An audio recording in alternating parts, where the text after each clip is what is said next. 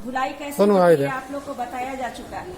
और आप लोग इसको खाने के पहले, शौच से आने के बाद आप लोग रिकॉर्डिंग कर करना है। और इसको आकर के बच्चे ने बताया है, आप लोग को सबको मालूम हुआ कि हाथ किस तरह से अच्छी तरह से धोना है। तो इससे फायदे क्या क्या होते हैं? जब भी हम खाने के पहले हाथ को धोते हैं तो हमारे साबुन से हाथ को धोते हैं तो हमारे हाथ के जितने भी कीटाणु हैं सब नष्ट हो जाते हैं। कीटाणु नष्ट हो जाते हैं। उसके बाद हम कुछ भी खाते हैं तो हमारे शरीर में कीटाणु का जाना जो है वो रुक जाता है और हम बीमार होने से बच जाते हैं। और वही काम जब हम बिना हाथ धोए या सिर्फ पानी से जैसे तैसे हाथ धो करके अगर खा लेते हैं तो कीटाणु चले जाते हैं और हम बीमार पड़ जाते हैं। अक्सर आप लोग को लगता हो कि हमारे पेट में दर्द है या कभी बुखार आ गया, कभी सर्दी हो गई, खांसी हो गई, तो ये सब चीज जो है ज्यादातर जो डायरिया होता है वो जो है हाथ धुलाई अगर सफाई ना रखी जाए तो डायरिया का प्रकोप बहुत ज्यादा हो जाता है। तो इसलिए आप सबको एक मिलकर याद रखना है कि जब भी आप खाना खाएं, कुछ भी खाएं, एक टॉफी क्यों नहीं खाते हैं, एक बिस्किट क्यों नहीं खाते हैं, लेकिन हाथ धो के खाना है। और शौच से आने के बाद हाथ को अच्छी तरह से धोना है साबुन से। जब आप जाते हैं मिड डे मील लेते हैं तो पहले आप हाथ को अच्छी तरह से धोइए, साफ कीजिए, उसके बाद ही मिड डे मील लीजिए।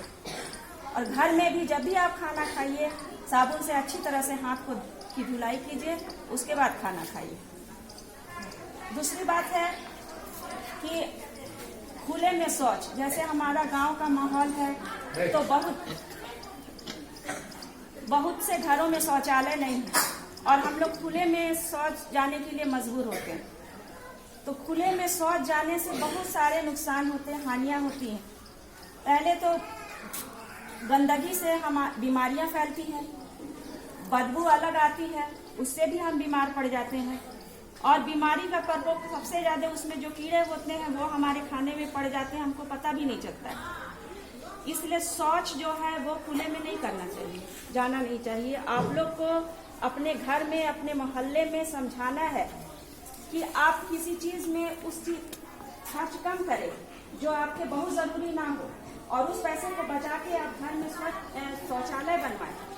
दूसरी बात यह है कि बूढ़े होते हैं जो लोग, जो महिलाएं होती हैं, जो बच्चियां हैं, वे लोग शौच के लिए जाती हैं तो उनको बहुत सारी कठिनाइयों का सामना करना पड़ता है। अभी जो है चारों तरफ घर बन चुका है, खेत खलिहान बहुत कम और वे सुरक्षित नहीं है।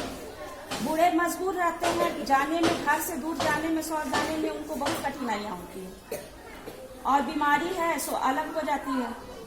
इसलिए शौच से बचने के लिए हम लोगों को शौचालय की जरूरत है, मस्ट है बहुत। इसलिए आप लोग हमेशा प्रेरित कीजिए, घर में जाके अपने मम्मी पापा को बोलिए, अपने गांव में बोलिए कि शौचालय जो है हम लोग को बनवाना है। किसी चीज में कम खर्च कीजिए लेकिन शौचालय का निर्माण जरूर करवाइए। अगर शौचालय हर घर में नहीं होता है तो सामूहिक रूप से 8-10 लोग मिल करके एक शौचालय का निर्माण करें और उसी का उपयोग करें। बाहर किसी भी कीमत पर हम शौचालय नहीं जाए, ऐसा हम लोग प्रण करें कि बाहर शौचालय नहीं जाना है।